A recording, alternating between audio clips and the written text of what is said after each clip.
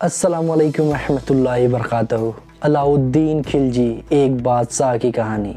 चलिए आज हम आपको अलाउद्दीन खिलजी की दिलचस्प कहानी सुनाते हैं, जो हिंदुस्तानी तारीकी में एक अजीम उस्सान बादशाह थे। उनकी कहानी एक मुस्लिम बादशाह की रोशनी है। अलाउद्दीन खिलजी की पैदाइश 1250 ईस्वी में हुआ था। वे 1296 ईस्वी में दिल्ली के खिलजी खानदान के बादशाह बने और अपनी सरकार को सुधार करने लगे। उनकी सरकार एक ईमानदार मुस्लिम की तरह इंसाफ की बुनियाद पर खड़ी थी। खिलजी खानदान दिल्ली सल्तनत का दूसरा सबसे बड़ा बादशाह था।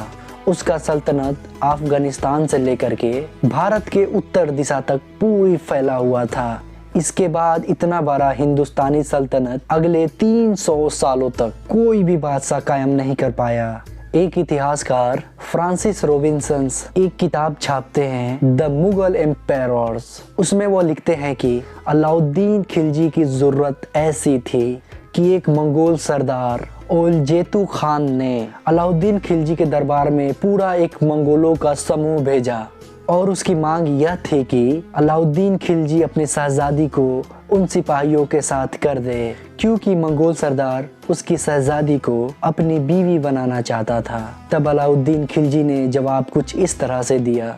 उनके दरबार में आए सभी 18 मंगोलों के सर हाथी के पैरों के आगे कुचल दिया और ये पैगाम मंगोलों तक पहुंचा दिया गया कि ये अलाउद्दीन खिलजी का जवाब है। इसके बाद मंगोलों ने कभी भारत पलटने की जरूरत भी नहीं की। ये बात सही है कि उस दौर में मंगोलों का ताकत का मुकाबला कोई नहीं था।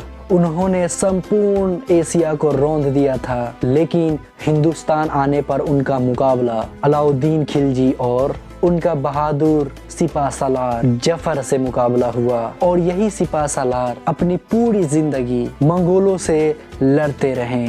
अगर उन्होंने मंगोलों को ना खदेड़ा होता तो आज यहाँ का इतिहास और भूगोल कुछ और ही होता।